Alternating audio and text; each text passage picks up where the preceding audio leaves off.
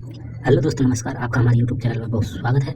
पटवारी जो पेपर हुआ उसकी सफलता के बाद अब चतुर्थ श्रेणी कर्मचारी की सफलता के लिए आपको रोजाना हमारे साथ मॉडल पेपर देखना होगा, जो कि राजस्थान चतुर्थ श्रेणी कर्मचारी भर्ती 2025 के नए पाठ्यक्रम जो 17 अप्रैल 2025 को जारी हुआ है उसके अनुसार बनाया गया है। इसके अंदर 120 प्रश्नों की पूरी सीरीज तैयार की गई है जो बिल्कुल सिलेबस के अनुसार है।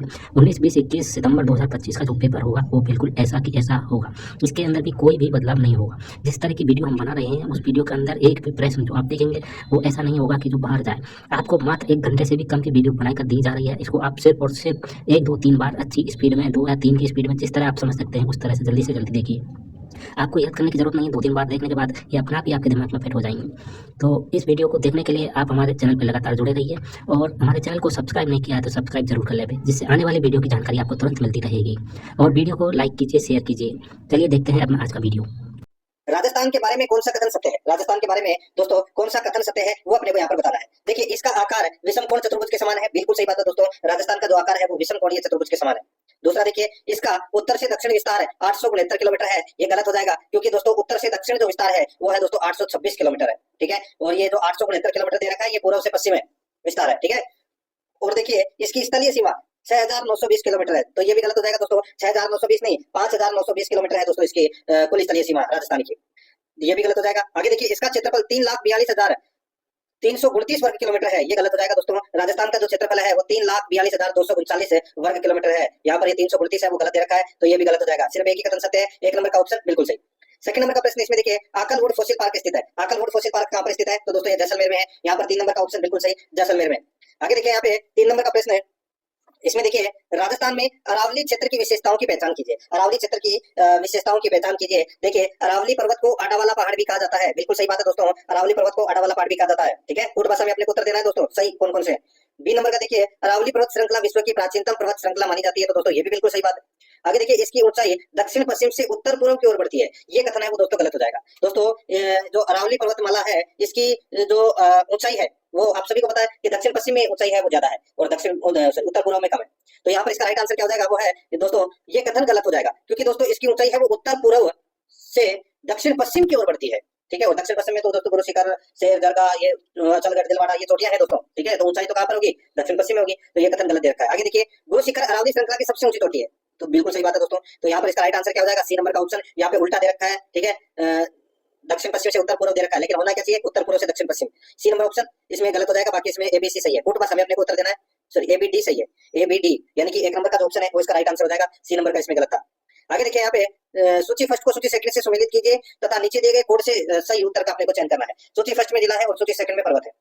सूची फर्स्ट में जिला है और सूची सेकंड में पर्वत है। दोस्तों यहाँ पर देखिए, जालोर में कौन सा पर्वत है? तो दोस्तों झारोल पर्वत है जालोर के अंदर। उदयपुर के अंदर कौन सा है? तो सॉरी, जयपुर के अंदर कौन सा है? तो जयपुर के अंदर बरवाड़ा, बरवाड़ा पर्वत है दोस्तों जयपुर में। अलवर के अंदर भानगढ़ है और सीकर में रघुनाथगढ़ है। तो यहाँ पर इसका राइट आंसर क्या हो जाएगा? वो है इसमें 1, 2, 3, 4, ये तो चारों के चारों पहले से ही सही सुमेलित है। तो यहाँ पर इसका राइट आंसर क्या हो जाएगा? वो है 2 नंबर का जो ऑप्शन है वो इसका बिल्कुल सही।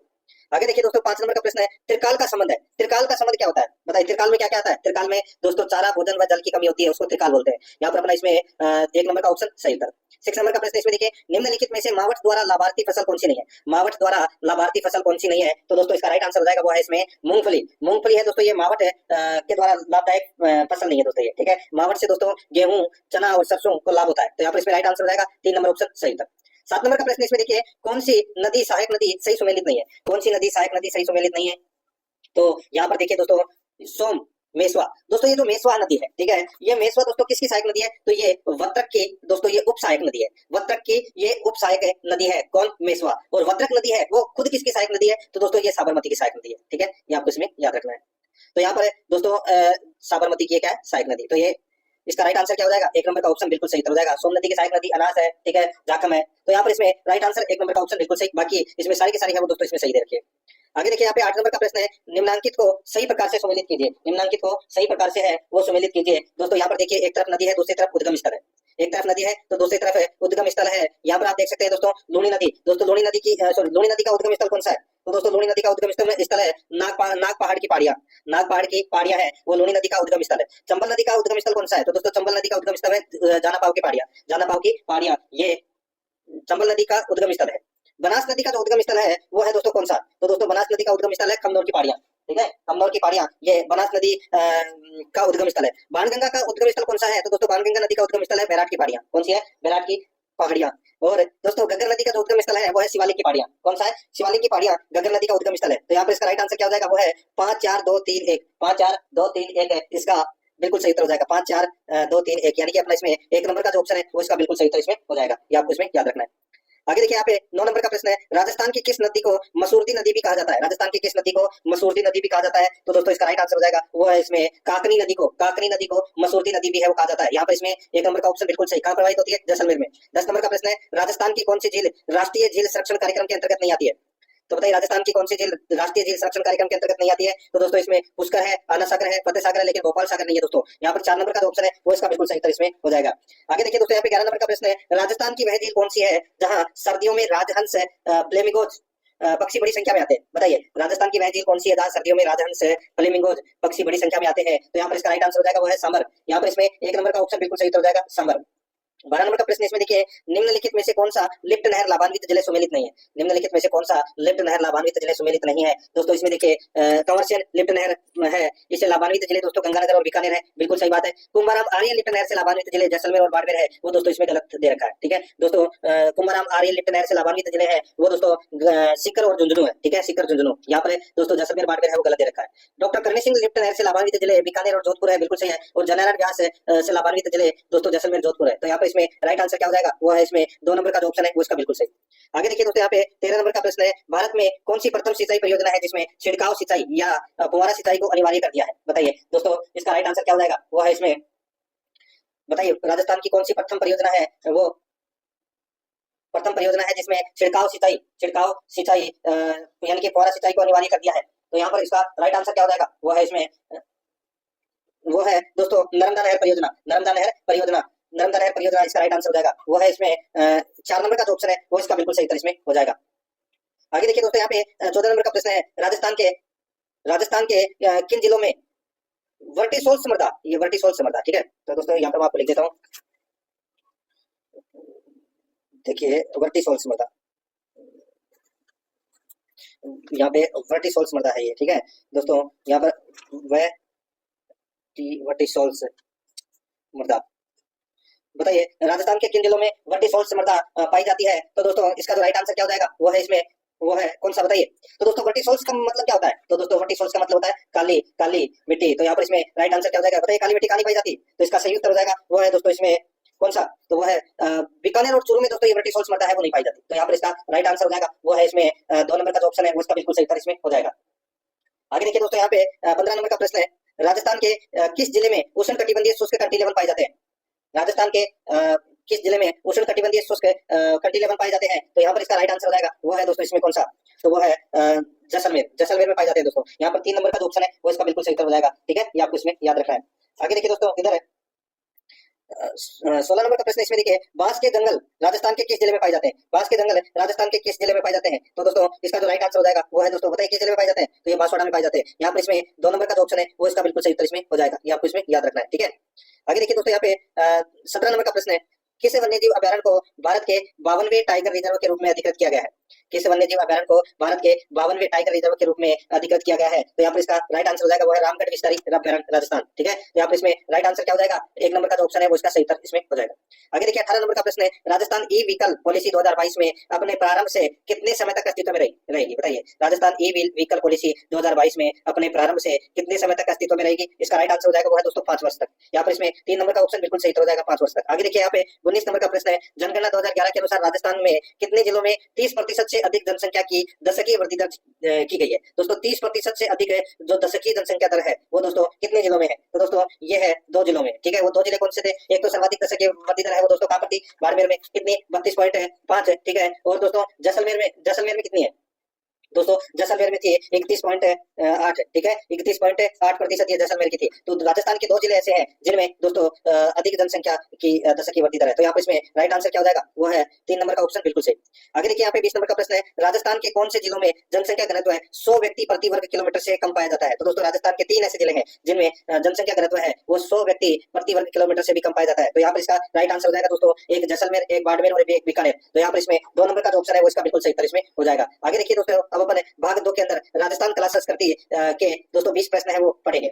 ठीक है दोस्तों, यहाँ पर देखिए 21 नंबर का प्रश्न है, डीग संग्रहालय के मुख्य संग्रह में शामिल है। डीग संग्रहालय के मुख्य संग्रहालय में शामिल है। तो दोस्तों यहाँ पर इसका जो राइट आंसर हो जाएगा वो है दोस्तों इसमें डीग के महाराजा और उनके परिवार के सदस्यों द्वारा उपयोग की जाने वाली वस्तुएं, फर्नीचर आदि, ये मुख्य संग्रह में शामिल है दोस्तों डीग संग्रहालय में। यहाँ पर इसमें 2 नंबर का ऑप्शन बिल्कुल सही हो जाएगा।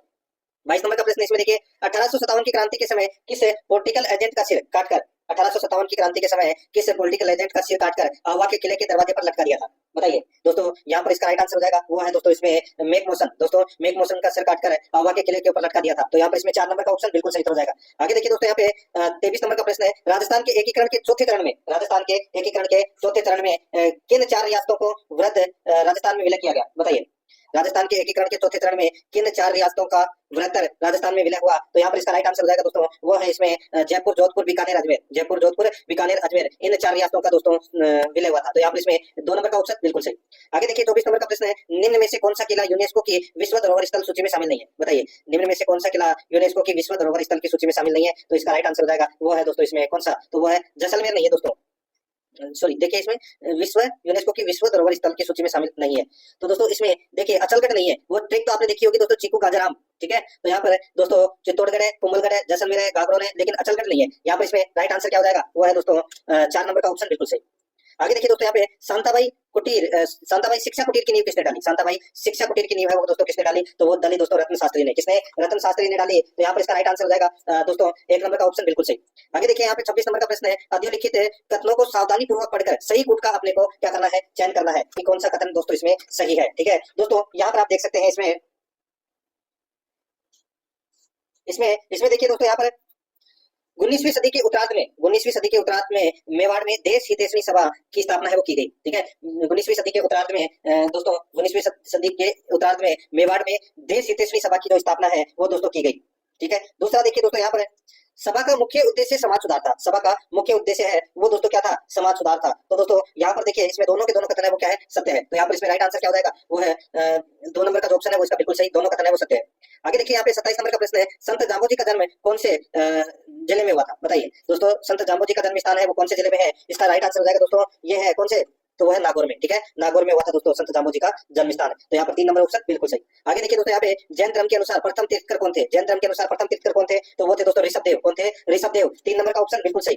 आगे देखिए दोस्तों, यहाँ पे बैलगाड़ी मेले के नाम से कौन सा मेला प्रसिद्ध है? बैलगाड़ी मेले के नाम से कौन सा मेला प्रसिद्ध है? तो दोस्तों वो है शीतला माता का मेला प्रसिद्ध है दोस्तों। यहाँ पर इसमें 1 नंबर का जो ऑप्शन है वो इसका बिल्कुल सही उत्तर इसमें हो जाएगा। आगे देखिए किशनगढ़ शैली का स्वर्णिम युग कौन सा था? किशनगढ़ शैली का स्वर्णिम युग है वो कौन सा था?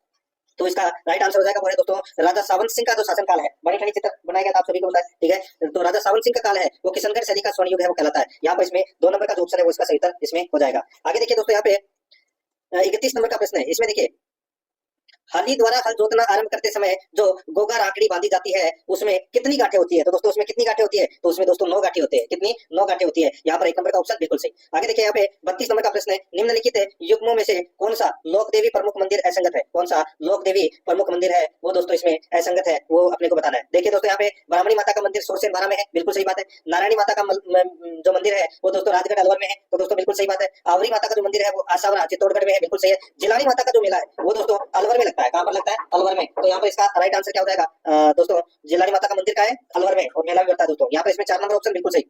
आगे देखिए 33 नंबर का प्रश्न है, राजस्थान में कामड़ जाति के लोगों द्वारा निम्न में से कौन सा संगीत वाद्य यंत्र है वो बजाया जाता है? बताइए, राजस्थान में कामड़ जाति के लोगों द्वारा निम्न में से कौन सा संगीत वाद्य यंत्र है वो बजाया जाता है? यहाँ पर इसका राइट आंसर हो जाएगा दोस्तों वो है इसमें कौन सा?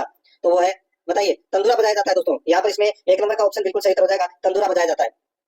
आगे देखिए दोस्तों, यहाँ पे 34 नंबर का प्रश्न है, निम्नलिखित में से कौन सा लोक नृत्य जालोर जिले का प्रतिनिधित्व करता है? बताइए, कौन सा नृत्य दोस्तों जालोर जिले का प्रतिनिधित्व करता है? तो यहाँ पर इसका राइट आंसर हो जाएगा दोस्तों वो है इसमें कौन सा? बताइए, तो वो है दोस्तों ढोल।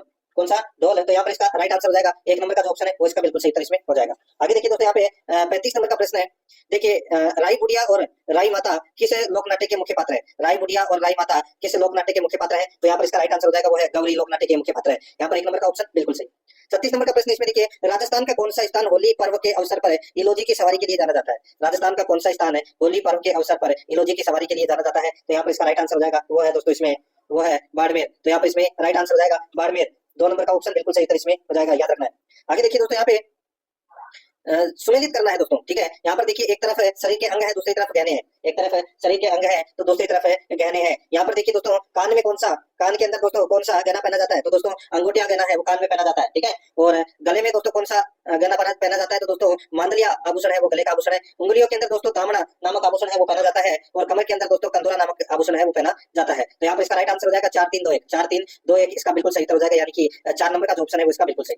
आगे देखिए दोस्तों, यहाँ पे थाली, खैरारी तथा गोड़वाड़ी है, ठीक है।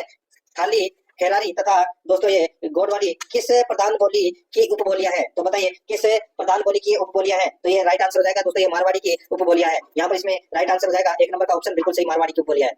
आगे देखिए 39 नंबर का प्रश्न है, राजस्थान का निम्नलिखित में से कौन सा प्रसिद्ध संगीतकार विशेषज्ञता सही सुमेलित नहीं है। राजस्थान का निम्नलिखित में से कौन सा प्रसिद्ध संगीतकार विशेषज्ञता सही सुमेलित नहीं है, तो यहाँ पर इसका राइट आंसर हो जाएगा वो है दोस्तों इसमें कौन सा, तो वो है देखिए विश्व मोहन भट्ट है, ये मोहन वीणा से संबंधित है, बिल्कुल सही है। चतुरलाल है, ये दोस्तों तबला से संबंधित है, बिल्कुल सही है। सुल्तान खां है, ये कामायता दोस्तों इसमें गलत दे रखा है, और ये जिया फखरुद्दीन डागर है, ये ध्रुपद गायकी से संबंधित है, बिल्कुल सही है। तो दोस्तों ये जो यहाँ पर सुल्तान खां दे रखा है, ये दोस्तों सारंगी वादक है, क्या है, सारंगी वादक है। यहाँ पे कामायता है वो गलत दे रखा है। और दोस्तों ये जो सुल्तान खां है, ठीक है, ये सिक्कर घराने से संबंधित है, तो यहाँ पर इसमें 3 नंबर का ऑप्शन बिल्कुल सही। 40 नंबर का प्रश्न इसमें देखिए, निम्नलिखित को सुमेलित कीजिए। एक तरफ पुस्तक है, दूसरी तरफ लेखक है, एक तरफ पुस्तक है, दूसरी तरफ लेखक है। दोस्तों यहाँ पर आप देख सकते हैं, संगीत राज पुस्तक है वो किसने लिखी थी, दोस्तों संगीत राज पुस्तक है वो लिखी थी किसने, महाराणा कुंभा ने लिखी थी। रागमंजरी जो ये पुस्तक है इसके रचनाकार थे दोस्तों पुंडरीक विठल, और अनूप विलास पुस्तक के लेखक है भावभट्ट, और राग कल्पमुद्रम पुस्तक के लेखक है कृष्णानंद व्यास। तो यहाँ पर इसमें राइट आंसर क्या हो जाएगा, 4 3 2 1, 4 3 2 1 इसका बिल्कुल सही उत्तर इसमें हो जाएगा, यानी कि 3 नंबर का ऑप्शन बिल्कुल सही, 4 3 2 1। अब दोस्तों अपन भाग 3 के अंदर है राजस्थान की राजनीतिक एवं प्रशासनिक व्यवस्था से संबंधित है 5 प्रश्न है वो पढ़ेंगे, यानी कि राजस्थान पॉलिटी से संबंधित है दोस्तों, अपन यहाँ पे 5 प्रश्न पढ़ेंगे। देखिए 41 नंबर का प्रश्न है, राजस्थान के मुख्य सचिवों को उनकी नियुक्ति के अनुसार पुराने से नए क्रम में लगाना है, तो दोस्तों पुराने से नए क्रम में लगाना है। तो दोस्तों इनमें से सबसे लेटेस्ट जो मुख्य सचिव अशोक गहलोत के समय रही थी वो रही थी दोस्तों श्रीमती उषा शर्मा, यानी कि सबके लास्ट में तो दोस्तों यही आएगी, ठीक है। कूट भाषा में अपने को उत्तर देना है, ठीक है। अब देखिए बी सबके लास्ट में आएगा, तो बी सबके लास्ट में कौन से ऑप्शन में है, देखिए ये रहा CDAB इसका राइट आंसर हो जाएगा, यानी कि ओम प्रकाश मीणा है वो इसमें पहले नंबर पे आएंगे, श्रीमती कुशल सिंह 2 नंबर पे, श्री राजीव स्वरूप ये 3 नंबर पे, और श्रीमती उषा शर्मा ये 4 नंबर पे। तो यहाँ पर इसका CDAB इसका राइट आंसर हो जाएगा दोस्तों, इसमें 1 नंबर का ऑप्शन बिल्कुल सही। आगे देखिए दोस्तों, यहाँ पे भारतीय संविधान के किस अनुच्छेद के तहत राजस्थान में मुख्यमंत्री की नियुक्ति होती है, दोस्तों मुख्यमंत्री की जो नियुक्ति होती है ये कौन से अनुच्छेद के तहत होती है, तो ये अनुच्छेद 164 के तहत होती है। यहाँ पर 4 नंबर का ऑप्शन बिल्कुल सही। 43 नंबर का प्रश्न है, इसमें देखिए निम्नलिखित में से किस जिले में राजस्थान विधानसभा की बैठक विधान भवन होती है, बताइए निम्नलिखित में से किस जिले में राजस्थान विधानसभा की बैठक विधान भवन होती है, तो दोस्तों इसका राइट आंसर हो जाएगा, बताइए किस जिले में राजस्थान विधानसभा की विधान बैठक होती है, तो कहां पर है विधानसभा, दोस्तों ये है कहां पर, जयपुर में। तो इसका जो राइट आंसर हो जाएगा वो है दोस्तों 1 नंबर का ऑप्शन बिल्कुल सही, जयपुर। नेक्स्ट आगे देखिए, यहाँ पे निम्नांकित में से कौन सा युग्म सही सुमेलित नहीं है, कौन सा युग्म सही सुमेलित नहीं है वो अपने को दोस्तों यहाँ पर बताना है। दोस्तों यहाँ पर देखिए अनुच्छेद 155 ये राज्यपाल की नियुक्ति से संबंधित है, बिल्कुल सही है। अनुच्छेद 156 राज्यपाल नियुक्त होने के लिए अहर्ताएं, ये कथन गलत हो जाएगा दोस्तों, ठीक है। राज्यपाल से संबंधित ही है ये अनुच्छेद 156, लेकिन दोस्तों ये राष्ट्रपति के द्वारा जिसका निर्वाचन किया जाता है राज्यपाल का, उससे संबंधित है दोस्तों ये, ठीक है, यानी कि कार्यकाल से संबंधित। आगे देखिए दोस्तों, यहाँ पे देखिए अनुच्छेद 168 ये राज्यपाल के पद के लिए शर्तें हैं, बिल्कुल सही है। अनुच्छेद 159 ये दोस्तों राज्यपाल द्वारा शपथ या प्रतिज्ञा से संबंधित है, तो यहाँ पर इसमें राइट आंसर 2 नंबर का ऑप्शन हो जाएगा, ये इसमें गलत दे रखा है। आगे देखिए 45 नंबर का प्रश्न है, राजस्थान उच्च न्यायालय के प्रथम मुख्य न्यायाधीश कौन थे, तो प्रथम मुख्य न्यायाधीश कौन थे, वो थे दोस्तों कमलकांत वर्मा। कौन थे, कमलकांत वर्मा। तो यहाँ पर इसका राइट आंसर हो जाएगा दोस्तों 4 नंबर ऑप्शन बिल्कुल सही। आगे देखिए भारतीय संविधान के अपन 5 प्रश्न है वो पढ़ेंगे भाग 4 के अंदर। यहाँ पर 46 नंबर का प्रश्न देखिए, भारतीय संविधान की प्रस्तावना में समाजवादी शब्द किस संशोधन में के तहत जोड़ा गया, समाजवादी शब्द है वो कौन से संशोधन के तहत जोड़ा गया, ये तो सभी को पता होगा, 42वां संविधान संशोधन 1976 के माध्यम से जोड़ा गया था। तो यहाँ पर इसमें 1 नंबर का ऑप्शन बिल्कुल सही, समाजवादी पंथेपिक्स ये वाला शब्द, ठीक है। आगे देखिए यहाँ पे 47 नंबर का प्रश्न है, निम्नलिखित में से कौन सा एक मौलिक कर्तव्य नहीं है, बताइए कौन सा एक मौलिक कर्तव्य नहीं है, तो दोस्तों इसमें देखिए देश की एकता व अखंडता की रक्षा करना बिल्कुल अपना मौलिक कर्तव्य है, संविधान का पालन करना ये भी मौलिक कर्तव्य है, धर्मनिरपेक्षता का पालन करना ये मौलिक कर्तव्य नहीं है, सार्वजनिक संपत्ति की सुरक्षा करना ये मौलिक कर्तव्य है। तो यहाँ पर इसमें 3 नंबर का जो ऑप्शन है उसका सही उत्तर इसमें हो जाएगा। आगे देखिए 48 नंबर का प्रश्न है, भारतीय संविधान के बारे में निम्न में से कौन से कथन सही है, भारतीय संविधान के बारे में निम्न में से कौन से कथन सही है, निम्न कूट में से सही उत्तर को अपने को क्या करना है, चुनना है, ठीक है। सही उत्तर का अपने को यहाँ पर क्या करना है, चयन करना है। दोस्तों यहाँ पर आप देखिए इसमें दोस्तों देखिए भारत का संविधान न्यायिक सर्वोच्चता की अमेरिकी व्यवस्था एवं संसदीय सर्वोच्चता के ब्रिटिश सिद्धांत के बीच का रास्ता अपनाता है, तो दोस्तों बिल्कुल सही बात है। ठीक है। दूसरा देखिए यहाँ पे भारतीय संविधान संसदीय सर्वोच्चता के ब्रिटिश सिद्धांत के स्थान पर सीमित सरकार के अमेरिकी सिद्धांत को प्राथमिकता देता है, बिल्कुल सही बात है। भारतीय संविधान कानून की उचित प्रक्रिया के सिद्धांत के स्थान पर कानून द्वारा स्थापित प्रक्रिया के सिद्धांत का अनुसरण करता है, तो दोस्तों ये भी बिल्कुल सही है। तो यहाँ पर दोस्तों इसका राइट आंसर क्या हो जाएगा, 1 2 3, इसमें तीनों क्या है, सही है। यहाँ पर 2 नंबर का जो ऑप्शन है वो इसका बिल्कुल सही, तो इसमें हो जाएगा। 49 नंबर का प्रश्न इसमें देखिए, भारतीय संविधान में संघात्मक प्रणाली किस विदेशी संविधान से ग्रहण की गई है? भारतीय संविधान में संघात्मक प्रणाली किस विदेशी संविधान से ग्रहण की गई है? तो यहाँ पर इसका राइट आंसर हो जाएगा, वो है दोस्तों यहाँ पर कनाडा। ठीक है, कहां से दोस्तों, कनाडा के सहयोग से की गई है। यहाँ पर इसमें 3 नंबर का ऑप्शन बिल्कुल सही। आगे देखिए दोस्तों, यहाँ पे 50 नंबर का प्रश्न है, भारतीय संविधान के 19वें अनुच्छेद में मूलतः कितनी स्वतंत्रताएं सम्मिलित थी? भारतीय संविधान के 19वें अनुच्छेद में मूलतः कितनी स्वतंत्रताएं सम्मिलित थी? तो यहाँ पर इसका राइट आंसर हो जाएगा वो है 7। ठीक है, मूल संविधान में कितनी थी? 7 स्वतंत्रताएं। यहाँ पर इसमें राइट आंसर कितनी क्या हो जाएगा, वो है 3 नंबर का जो ऑप्शन है वो इसका बिल्कुल सही हो जाएगा। अब दोस्तों यहाँ पे भाग 5 के अंदर सामान्य विज्ञान के 5 प्रश्न है वो पढ़ेंगे। भाग 5 के अंदर सामान्य विज्ञान से संबंधित 5 प्रश्न है दोस्तों। इसमें देखिए प्रकाश के परावर्तन के नियम अनुसार निम्न में से कौन सा सही है? प्रकाश के परावर्तन के नियम के अनुसार निम्न में से कौन सा सही है? दोस्तों यहाँ पर देखिए इसमें सही है कि है तो वो है आपतन कोण परावर्तन कोण के बराबर है। आपतन कोण परावर्तन कोण के बराबर है, 1 नंबर का ऑप्शन बिल्कुल सही। आगे देखिए 18 कैरेट सोने में सोने का प्रतिशत है। 18 कैरेट सोने में सोने का प्रतिशत कितना है? तो दोस्तों सोने का प्रतिशत है वो 75% है। यहाँ पर इसमें 2 नंबर का ऑप्शन बिल्कुल सही, 75%। नेक्स्ट आगे देखिए यहाँ पे 53 नंबर प्रश्न है, भौतिक परिवर्तन के लिए ऐसा नाम देने का यह कारण है कि, भौतिक परिवर्तन के लिए ऐसा नाम देने का यह कारण है कि, दोस्तों इसका राइट आंसर हो जाएगा केवल भौतिक गुणों में परिवर्तन होता है, केवल भौतिक गुणों में परिवर्तन होता है। यहाँ पर इसमें 1 नंबर का ऑप्शन सही था। आगे देखिए 54 नंबर प्रश्न है, मानव शरीर का सबसे कठोरतम भाग है। मानव शरीर का सबसे कठोरतम भाग कौन सा है? तो वो है दोस्तों दांतों का इनेमल यानी कि परत। तो यहाँ पर इसमें 3 नंबर का ऑप्शन बिल्कुल सही हो जाएगा, दांतों का इनेमल। 55 नंबर प्रश्न इसमें देखिए, रेबीज अलर्ट किसके द्वारा होता है? रेबीज अलर्ट किसके द्वारा होता है? तो दोस्तों ये होता है विषाणु वायरस के द्वारा। तो यहाँ पर इसमें 2 नंबर का जो ऑप्शन है वो इसका सही उत्तर हो जाएगा, विषाणु वायरस के द्वारा। आगे देखिए अब अपन बेसिक कंप्यूटर से संबंधित है दोस्तों 5 प्रश्न है वो पढ़ेंगे।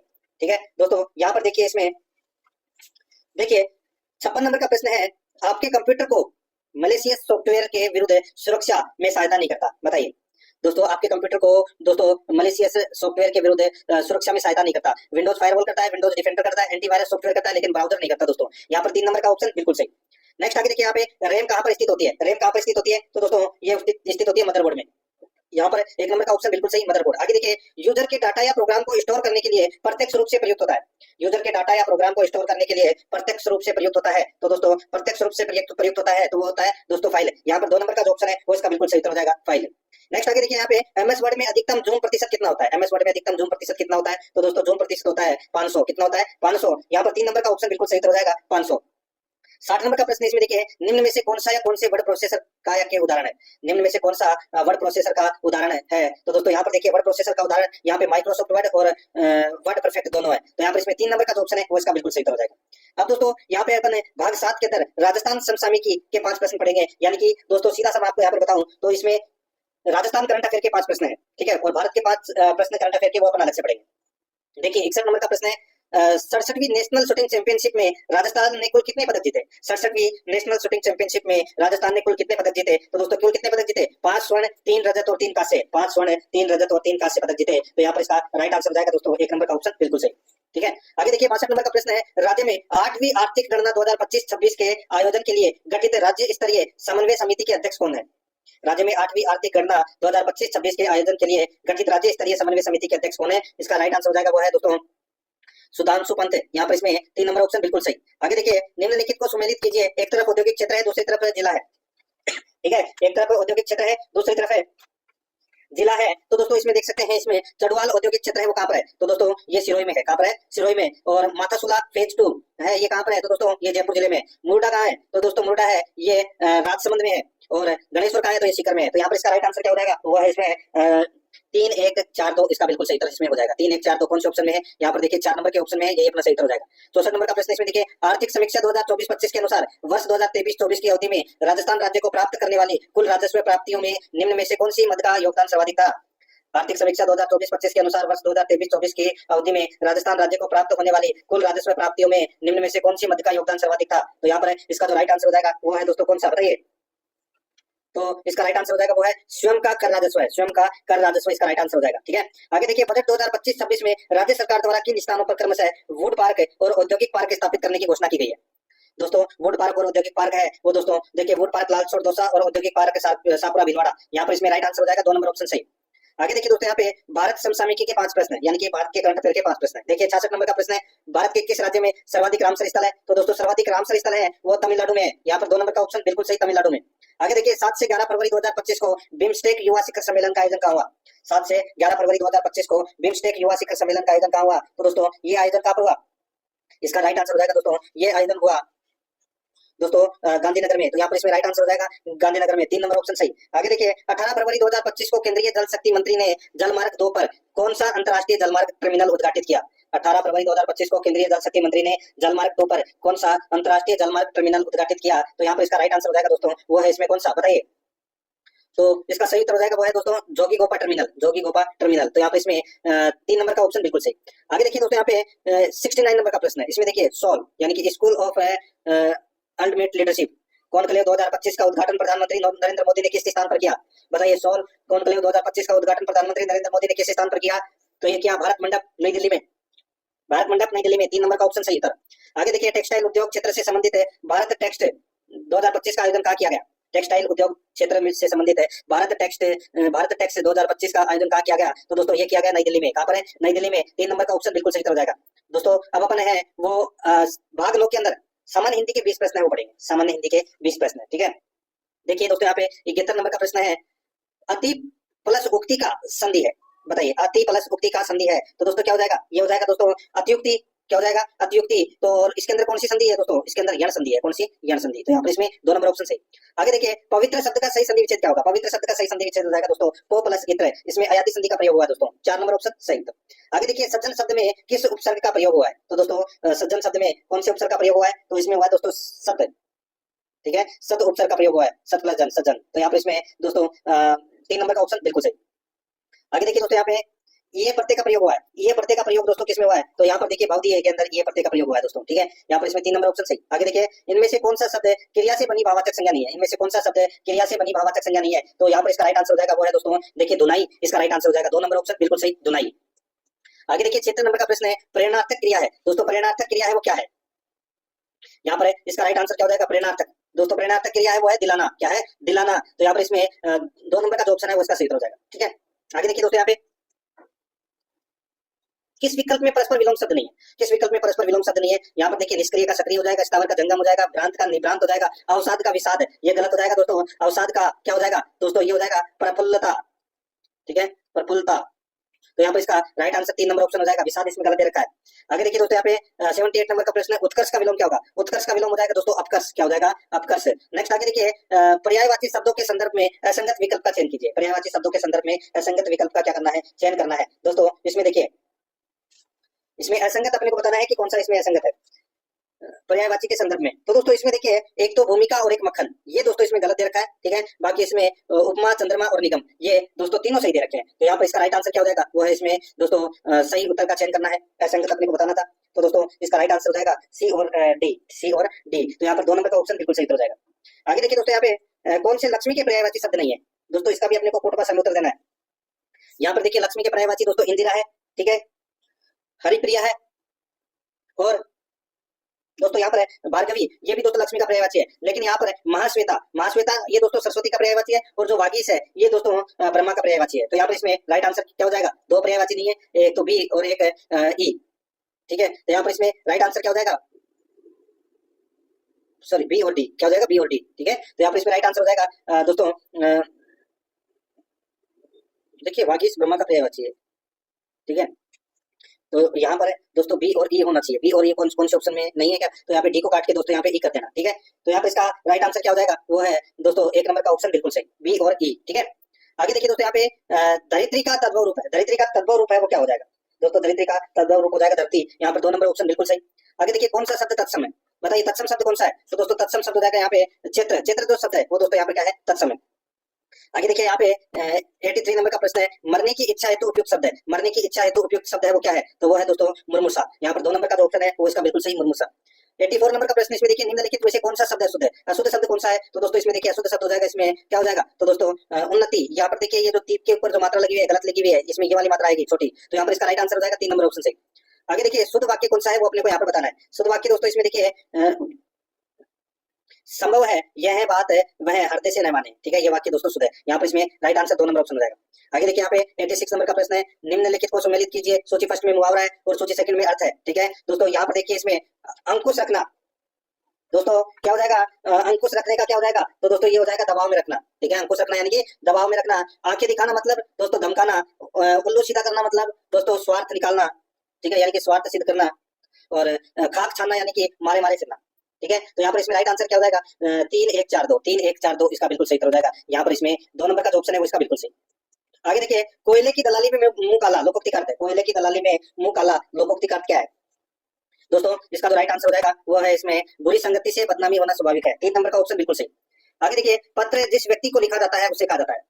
पत्र जिस व्यक्ति को लिखा जाता है उसे कहा जाता है, उसे क्या कहा जाता है दोस्तों, उसे कहा जाता है परिस्थिति। क्या कहा जाता है, परिस्थिति कहा जाता है। यहाँ पर 4 नंबर ऑप्शन बिल्कुल सही। आगे देखिए यहाँ पे 89 नंबर का प्रश्न है, इसमें देखिए विश्वविद्यालय द्वारा प्रवेश नियमों में संशोधन की सूचना संबंध महाविद्यालय को किस रूप में भेजी जाएगी। विश्वविद्यालय द्वारा प्रवेश नियमों में संशोधन की सूचना संबंध महाविद्यालयों को किस रूप में भेजी जाएगी, इसका राइट आंसर हो जाएगा वो है दोस्तों परिपत्र द्वारा। यहाँ पर 3 नंबर का ऑप्शन बिल्कुल सही, परिपत्र द्वारा। आगे देखिए, निम्नलिखित को सम्मिलित कीजिए। सूची फर्स्ट में अंग्रेजी शब्द है और सूची सेकंड में समानार्थक शब्द है।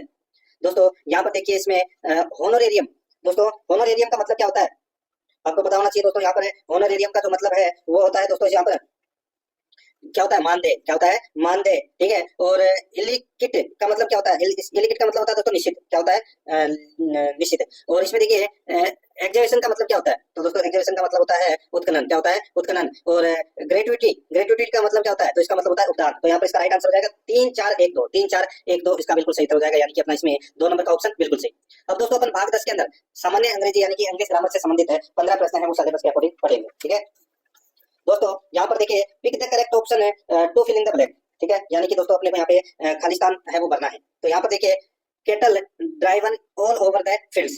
ठीक है, तो दोस्तों यहाँ पर जो केटल है वो प्लूरल नाउन है। तो यहाँ पर दोस्तों इसका राइट आंसर क्या हो जाएगा, इसमें आर का प्रयोग होगा। Cattle are driven all over the fields. तो यहाँ पर इसमें 2 नंबर ऑप्शन सही। 92 नंबर का प्रश्न, इसमें देखिए choose the correct passive form of the given sentence है। इसमें देखिए tell her to make coffee for me, tell her to make coffee for me. तो यहाँ पर इसका राइट आंसर क्या हो जाएगा दोस्तों, इसका जो सही उत्तर हो जाएगा वो है इसमें देखिए यहाँ पे वर्ड की फर्स्ट फॉर्म से दोस्तों ये वाक्य है वो शुरू हो रहा है। ठीक है, तो ये दोस्तों इसमें क्या होगा, पैसिव में लेट से शुरू करके बनाई जाएगी दोस्तों इसमें। तो यहाँ पर इसमें राइट आंसर हो जाएगा let her to be told to make coffee for me. यहाँ पर इसमें 3 नंबर का ऑप्शन बिल्कुल सही हो जाएगा। आगे देखिए दोस्तों यहाँ पे choose the correct active voice, choose the correct active voice. यहाँ पर देखिए Saina had been supported by her maternal aunt. तो दोस्तों यहाँ पर इसमें राइट आंसर क्या हो जाएगा, तो दोस्तों इसमें हो जाएगा देखिए यहाँ पे सेंटेंस के अंदर हैड बीन सपोर्टेड दे रखी है, यानी कि हैड बीन प्लस वर्ब की थर्ड फॉर्म दी गई है। ठीक है, और दोस्तों यहाँ पर इसका जो पैसिव वॉइस है, सॉरी एक्टिव वॉइस है, एक्टिव वॉइस में दोस्तों हैड प्लस वर्ब की थर्ड फॉर्म आएगी। तो यहाँ पर इसमें राइट आंसर क्या हो जाएगा, Saina's maternal and had supported Saina. तो यहाँ पर इसमें राइट आंसर हो जाएगा 3 नंबर ऑप्शन सही। 94 नंबर का प्रश्न है choose the correct indirect form of the sentence. यहाँ पर देखिए she said I have written a story. तो दोस्तों she said I have written a story. तो यहाँ पर इसका राइट आंसर हो जाएगा she said that she had written a story. यहाँ पर इसमें ए नंबर का ऑप्शन बिल्कुल सही। 95 नंबर का प्रश्न है, इसमें देखिए choose the correct indirect sentence for the following direct sentence. Choose the correct indirect sentence for the following direct sentence. तो यहाँ पर इसका राइट आंसर क्या हो जाएगा, तो वो जाएगा दोस्तों देखिए यहाँ पे सेंटेंस देखिए she said who is the best player, she said who is the best player. तो दोस्तों इसका राइट आंसर हो जाएगा वो है दोस्तों इसमें देखिए she asked me who was the best player, who was the best player. तो यहाँ पर इसमें राइट आंसर हो जाएगा 2 नंबर का ऑप्शन बिल्कुल सही। आगे देखिए fill in the blank with the correct article. Article अपने को दोस्तों यहाँ पर बनना है। तो दोस्तों इसमें देखिए he works in LIC of India. तो यहाँ पर कौन सा आर्टिकल आएगा, इसमें आएगा दोस्तों देखिए LIC से पूर्व दोस्तों एन आर्टिकल का प्रयोग होगा। तो यहाँ पे दोस्तों सॉरी यहाँ पर देखिए LIC से पूर्व एन आर्टिकल आ सकता है, लेकिन दोस्तों एन का प्रयोग एक के अर्थ में होगा, इसलिए दोस्तों यहाँ पर द का प्रयोग उचित होगा। तो यहाँ पर इसमें द LIC ऑफ इंडिया आएगा। यहाँ पर 2 नंबर ऑप्शन बिल्कुल सही। आगे देखिए choose the correct article. Choose the correct article इसमें देखिए why are you looking at sky. तो यहाँ पर क्या आएगा, तो देखिए स्काई दोस्तों यानी कि आकाश अपने आप में से एक है, जो वस्तु संसार में एक ही है, आकाश एक ही है। ठीक है, तो यहाँ पर इसके पूर्व दोस्तों द आर्टिकल का क्या होगा, प्रयोग होगा, जैसे कि the earth, the moon, the sun. तो यहाँ पर इसमें राइट आंसर हो जाएगा द स्काई। तो यहाँ पर इसमें 1 नंबर ऑप्शन सही। आगे देखिए did you get that book Surabhi, did you get the book Surabhi. तो यहाँ पर इसका राइट आंसर हो जाएगा दोस्तों वो है इसमें 8 सुरभि, इसका राइट आंसर होगा 8 सुरभि। ठीक है, यहाँ पर 1 नंबर का ऑप्शन बिल्कुल सही 8 सुरभि। आगे देखिए दोस्तों यहाँ पे द ट्रेन स्टार्ट्स 6.10 यानी कि 6:10 पे एक ट्रेन स्टार्ट हुई। So you had better be at the station 6। बताइए। तो दोस्तों यहाँ पर देखिए इसमें क्या आएगा दोस्तों, यहाँ पर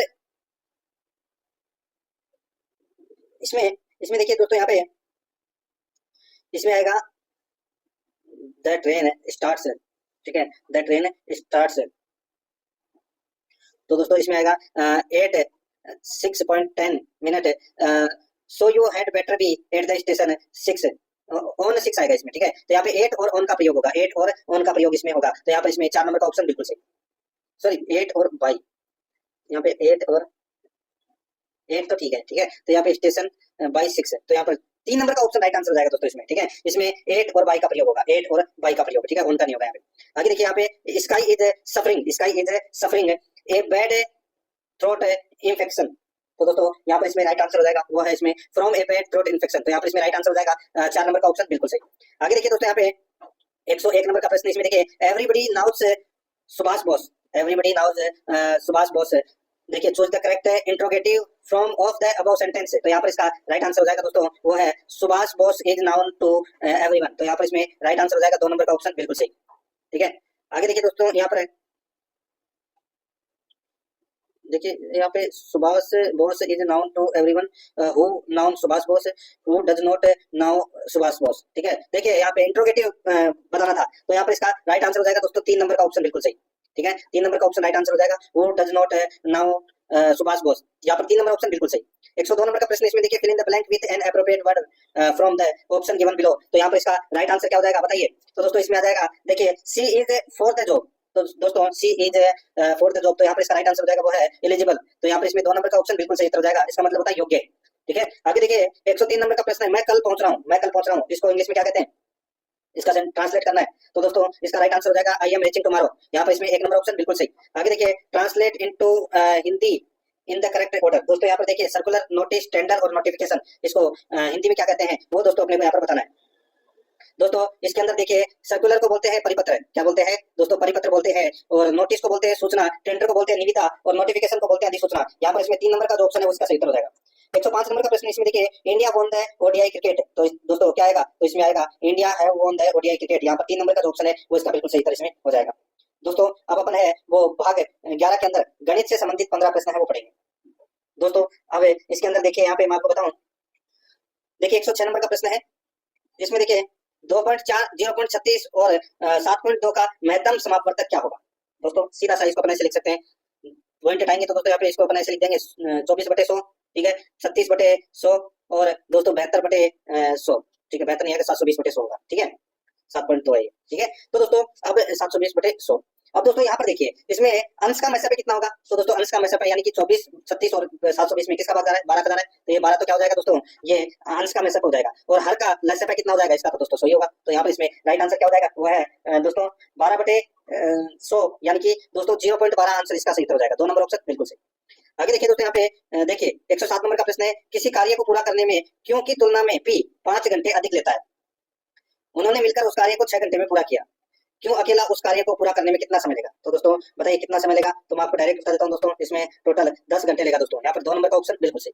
आगे देखिए यहाँ पे 2 स्टेशनों पी व क्यू के मध्य की दूरी 900 किलोमीटर है तथा 2 बसें एक पी से 35 किलोमीटर प्रति घंटा और दूसरी क्यू से 35 किलोमीटर प्रति घंटा की चाल से एक ही समय पर रवाना होती है, तो कितने घंटे बाद वे एक दूसरे से मिलेगी। दोस्तों सीधा सा है, यहाँ पर 900 किलोमीटर की दूरी है सर, ये 55 कर लेना है। ठीक है, सही से टाइप नहीं हुआ तो ये 55 कर लेना, दोनों में 35 नहीं 55 कर लेना एक मिनट। ठीक है, तो दोस्तों यहाँ पर देखिए तो P से 35 किलोमीटर प्रति घंटा और Q से 55 किलोमीटर प्रति घंटा। तो दोस्तों यहाँ पर 900/35 प्लस 55 कर लेना, तो कितना हो जाएगा, तो दोस्तों ये हो जाएगा 90। तो यानी कि 900/90 कर लेना, राइट आंसर आ जाएगा कितना, 10 घंटे। तो यहाँ पर इसमें 1 नंबर का ऑप्शन बिल्कुल सही।